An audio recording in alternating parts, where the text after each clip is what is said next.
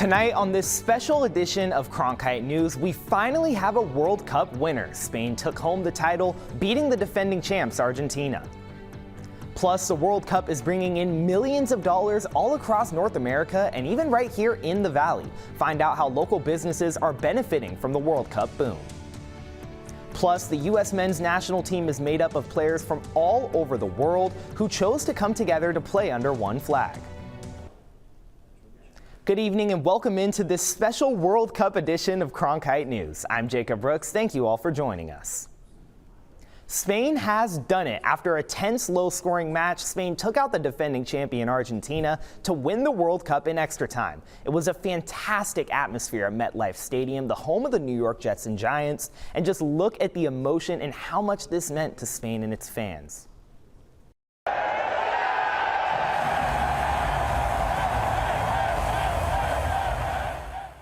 Spain won the match 1-0, making it the team's second World Cup title after its first in 2010. Spain is on a special run right now, adding this World Cup title to a 2024 Euros championship and an Olympic title also in 2024.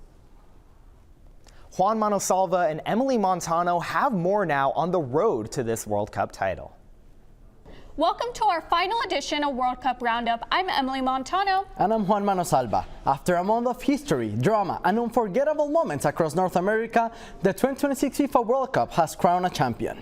Spain has returned to the top of world football, defending Argentina to claim their second FIFA World Cup title. Their possession-based style and stingy defense carry them through a challenging tournament.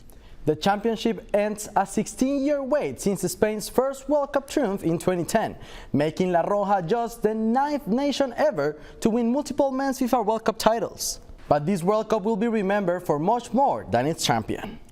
One of the tournament's biggest stories was Cape Verde, who reached the round of 16 for the first time in the nation's history. Their historic run included matchups against both finalists, proving they could compete with the world's best. History was also made in the semifinals, as FIFA's 4 highest-ranked national teams reached the Final Four for the first time ever.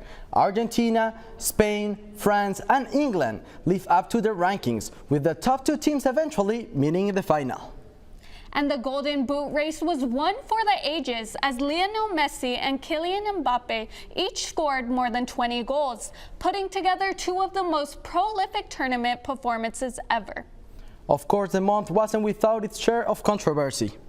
One of the biggest talking points came when U.S. striker Valerian Balogun received a controversial red card, a decision that shifted momentum and changed the course of the Americans' tournament. Another debate centered on the growing American influence on the tournament, as extended hydration breaks during matches led some people to argue they disrupted the rhythm and flow of the game. Players, coaches, and supporters also questioned the effectiveness of VAR, with lengthy reviews and inconsistent decisions continuing to spark debate throughout the tournament. Off the field, high ticket prices drew criticism from fans, while the first ever World Cup halftime show divided opinion over whether it belonged in soccer's biggest match. For the United States, this tournament represented an important step forward.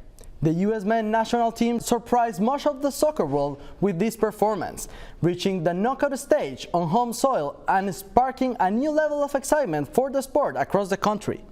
While a 4-1 loss in the round of 16 to Belgium showed the work still lies ahead, the tournament proved the United States is moving in the right direction. With talented, young core and valuable experience gained during this home World Cup, the U.S. now has a strong foundation to build toward the 2030 FIFA World Cup. From record-setting moments to historic breakthroughs, the 2026 FIFA World Cup has left a lasting legacy. It has been a pleasure bringing you the World Cup Roundup. Thank you for joining us. I'm Emily Montano. And I'm Juan Manosalva. Thanks, guys. The World Cup is also big for business, bringing in millions of dollars to the host cities. And even though no games were hosted here in the Valley, one local city is still feeling an economic boost from the World Cup. Cronkite News reporter Paloma Rochelle tells us how. The Turkey men's national soccer team chose the East Valley as their training ground ahead of their upcoming World Cup tournament matches. Hosting the team is a massive logistical feat that took a team effort just to recruit them. We really look at the tourism impact and what that means for the visitor economy, and being able to, again, really elevate Mesa's tourism and sports tourism angle. That spike in foot traffic is exactly what city leaders are counting on. The economic impact of an international soccer team is comparable to one of the East Valley's biggest tourist draws. For example, when we have spring training, baseball spring training, we see a spike on our sales tax revenue due to spring training. Now, can we quantify it? It's just from that. You know, we assume that, and it's a good 99% probability. The same would be with the team coming here. And we would see a spike in, you know, sales tax revenue as well as hotel stays. That expected boost in sales tax and hotel stays is welcome news. I actually just found out, which is amazing news. In downtown Mesa, where merchants often struggle during the lean summer months, for local restaurants like Tacos Chivas, an arrival of fans couldn't come at a better time. Because in the summer, we do struggle a lot. Everybody goes back home or traveling. So I know this is going to bring a great revenue to our restaurant. So we're looking forward to having all those either team players, customers, people visiting Mesa. All those extra lunch orders, including burgers, quesadillas, tacos, drinks, can add up. City officials expect the soccer team visit will bring in millions of tourism dollars. Visit Mesa estimates the economic impact at $3 million, which is no small change for small businesses who say they are ready to welcome all the visitors who are here to support the Turkey men's national team. In downtown Mesa, Paloma Rochelle, Cronkite News.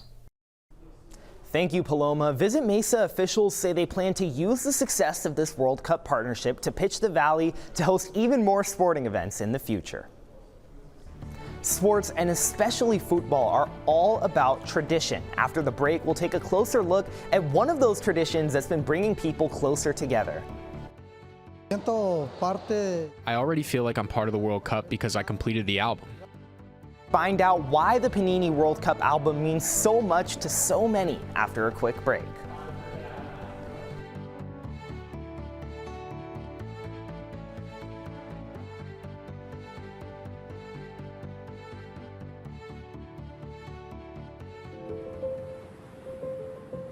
People have always had trouble trying to put me into a box. A professor, suit and tie is just not me. Without the ocean, I don't know what I would do. You know, the ocean's always been there for me. As Hawaiian people, we believe that the coral is the first living being to come out of the darkness. It's the foundation of our entire lifestyle, and that's what my research is about. What we do is we take photographs of the reef over long periods of time to create models that can tell us what the planet is doing. If we go deaf to what the Earth is telling us, then we'll never be able to live in harmony. If I can get my students excited about protecting the ocean, then they're the ones who are gonna really make the difference. I hope my students realize that I'm not trying to prepare them for something in the distant future. Their time is now at Arizona State University.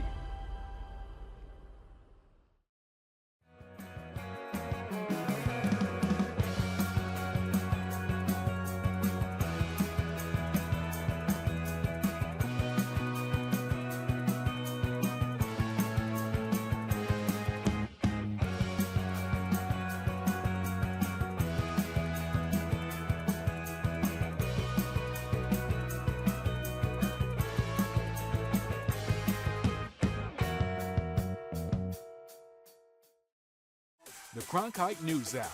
Watch Cronkite News, weather, sports, morning updates whenever you want, all on demand. Stay connected to the events and happenings in the Valley of the Sun. Content you won't find anywhere else, plus binge-worthy movies and unforgettable specials. Wow. It's a free app, Cronkite Plus. Enjoy on your phone, streaming service, or go to cronkiteplus.com. Welcome back into Cronkite News. Fans all across North America were part of a World Cup sticker swap earlier this month put on by sticker-making brand Panini. Fans in New York, New Jersey, and Mexico City broke a world record for largest sports sticker exchange in 8 hours, with 4,000 swaps, which doubled the previous record. The Panini World Cup album has actually been around for decades and is popular all across the globe. As the tradition now grows here in the United States, our reporter Juan Manosalva tells us how a new generation of soccer fans is discovering that the World Cup can also be experienced way before the matches even begin, one sticker at a time. Juan? Thanks, Jacob. In an era when much of the sports experience takes place on a screen, the Panini World Cup album continues to rely on paper, sticker albums, and people trading stickers with one another. That tradition remains so popular that local stores are now hosting sticker swap events, bringing collectors together to complete their albums. Long before the champion is crowned, millions of fans began experiencing the World Cup by filling empty spaces in a paper album. For more than 5 decades, the Panini album has turned players, national teams, and crests into a tradition that connects fans with the tournament. I already feel like I'm part of the World Cup because I completed the album. Thank God I was also able to go to a World Cup match, and it was an incredible experience. That's another reason I'm filling it out. I think this year will stay with me for the rest of my life. For some, completing the album means remembering the World Cups they experienced when they were children. For others, it's an activity that brings them closer to their children, relatives, or friends.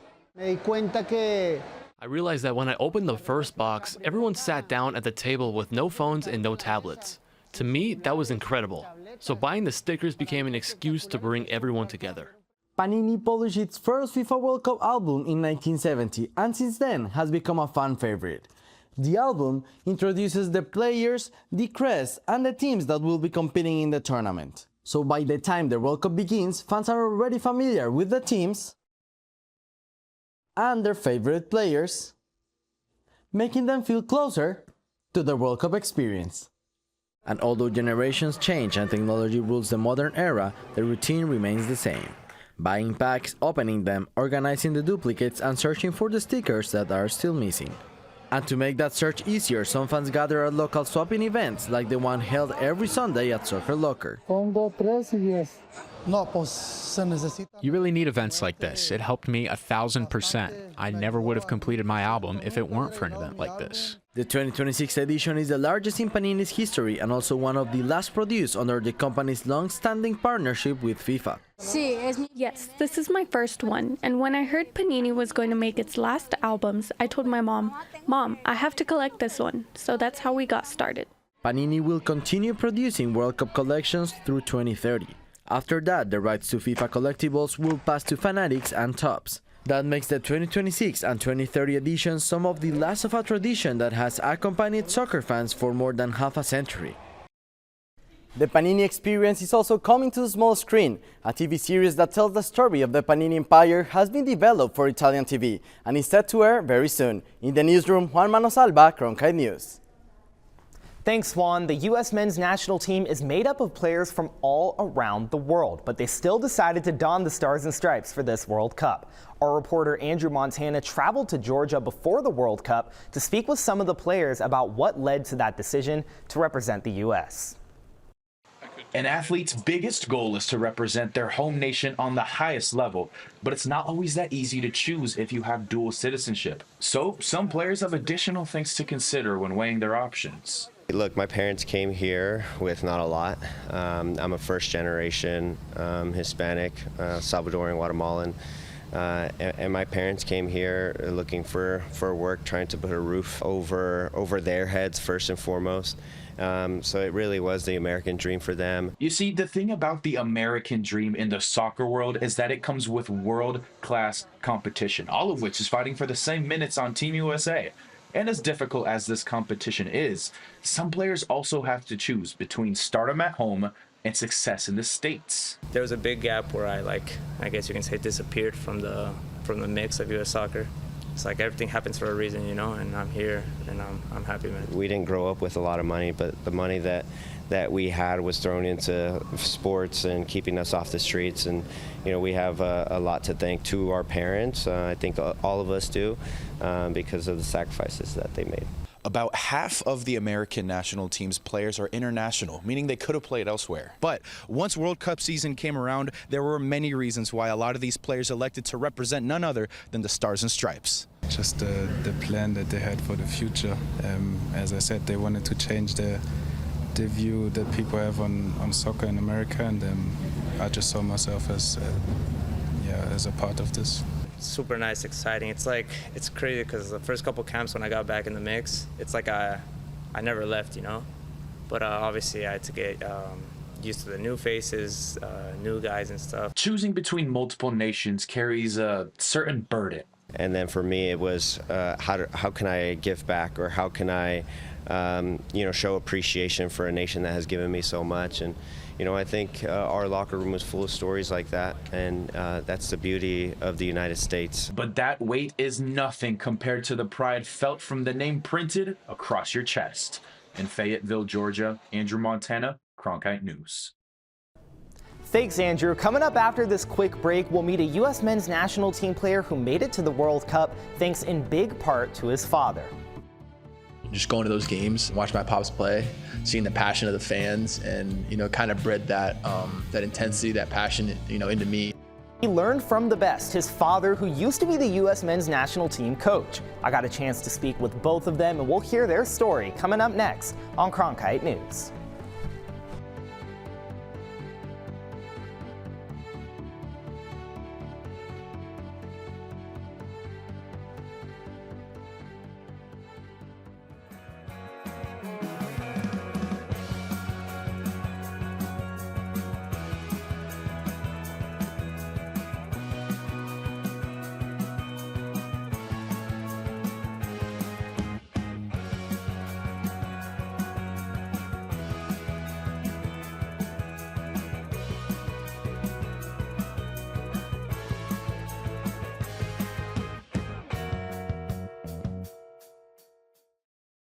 The Cronkite News app. Watch Cronkite News, weather, sports, morning updates whenever you want, all on demand. Stay connected to the events and happenings in the Valley of the Sun. Content you won't find anywhere else, plus binge-worthy movies and unforgettable specials. Wow. It's a free app, Cronkite Plus. Enjoy on your phone, streaming service, or go to cronkiteplus.com. You meet so many new people who are on different communities, and when you do that, you're able to network not only, but also get to engage, talk to people, and make life friends. I think that definitely surprised me, the community that I would find, because I wasn't really expecting it.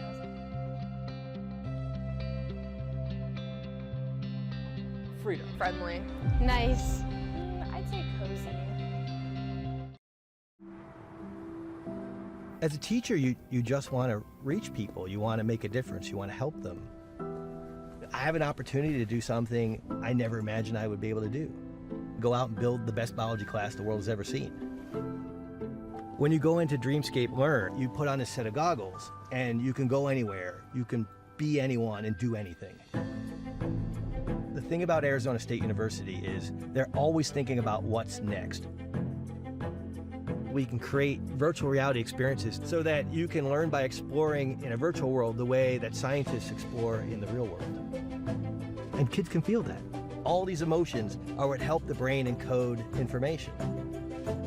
When I see a student come out of VR, the look on their face is nothing like I've ever seen when I finish a lecture. They look so happy to be there. In that moment, you know that you've reached them. Welcome back into Cronkite News. For Sebastian Berhalter, making the U.S. men's national team roster was a dream that didn't seem possible. But thanks to a little bit of extra motivation from his dad, he was able to bring that dream to life. I had a chance to speak to Berhalter and his father earlier this summer. Playing in a friendly against Germany in Chicago hit home for Sebastian Berhalter in more ways than one. Germany was where he spent his childhood watching his father Greg play professionally. Just going to those games, watching my pops play, seeing the passion of the fans, and kind of bred that that intensity, that passion, into me. Despite his father's status as a former player and national team coach, Sebastian wasn't going to have his soccer career handed to him. We took a very hands-off approach. We never spoke to coaches, never spoke to agents. It was really just about him and what he was going to be able to do on his own. When Greg Berhalter finalized his 2022 World Cup roster, he didn't think Sebastian was ready, so he left his son off the team. Instead, he opted to hold rigorous one-on-one training sessions with him in Chicago to get Sebastian to that next level organically. Just reflecting on those times, those are tough times, and I'm super grateful that I have a dad that would go through that with me and, push me to my limits. All of the time spent in Chicago grinding in the darkness put Sebastian Berhalter on the right path. But it wasn't until he got one of these, an official World Cup mini replica trophy, that he truly went all in on trying to follow in his father's footsteps and earn a spot on the U.S. World Cup roster. It was so important to him to buy this little World Cup replica trophy. And he's like, I'm going to put it in my apartment, and every single day I'm going to look at it, and that's going to be a reminder of where I want to go. Sebastian's manifestation was realized in the form of a spot on the 2026 World Cup roster, and the cherry on top, he got to soak in the send-off game in the city that's embraced him even at his lowest. Chicago, I call it home. Back here a year later, it's pretty crazy going to the World Cup, so yeah, I'm super excited to be here. He had to be patient, but he also had to keep believing in himself, and that's what I think I'm most proud of, is that that self-belief never wavered. Sebastian Berhalter could have had soccer the easy way, but instead, he put his head down and earned it, which will make this World Cup all the sweeter. In Chicago, Jacob Brooks, Cronkite News.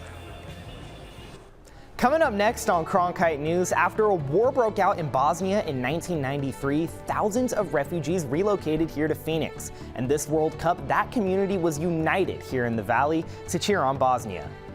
Listening to our anthem play in an American stadium on American soil is so amazing. More on the Bosnian home away from home coming up on Cronkite News.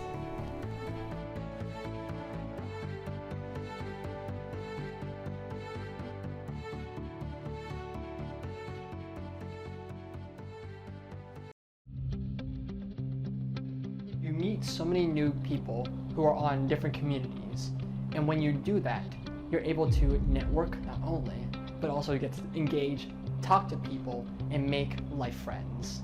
I think that definitely surprised me, the community that I would find, because I wasn't really expecting it.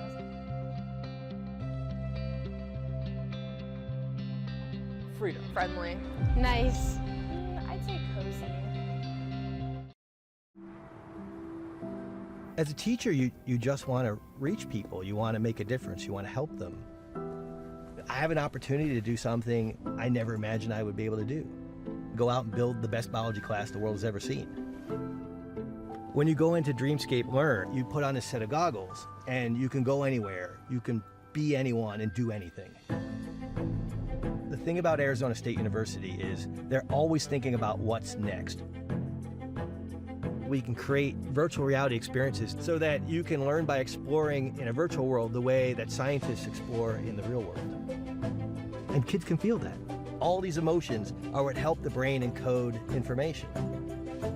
When I see a student come out of VR, the look on their face is nothing like I've ever seen when I finish a lecture.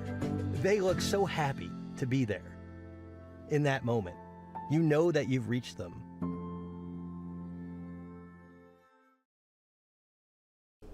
Welcome back into Cronkite News. Phoenix is home to a large Bosnian community, and many of them came together during the World Cup to cheer on their home country. Cronkite News reporter Jake Yovanay was with them as they took in the world's game. About 10 miles from downtown Phoenix sits a little piece of the Balkans. Walking into Old Town Sarajevo is like walking into a small exclave of Bosnia and Herzegovina, and it's been like that since 2000. It makes it a perfect place to watch Bosnia compete in this year's World Cup. Being older and listening to our anthem play in an American stadium on American soil is so amazing. In 1992, war broke out in Bosnia, which lasted over 3 years, killing thousands and displaced millions from the region. According to the Arizona Department of Economic Security, nearly 7,000 Bosnian refugees came to Phoenix between 1993 and 2004 in the aftermath of the conflict.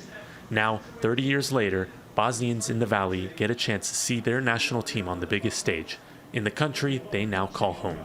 For everybody to come together and basically be united as one, with a lot of love, a lot of peace, with all the cultures combining together, not just our Balkan nations, but everybody all together. After defeating Italy in the World Cup playoffs in March, Bosnia booked a ticket for just its second World Cup appearance, much to the joy of Bosnians here in the Valley.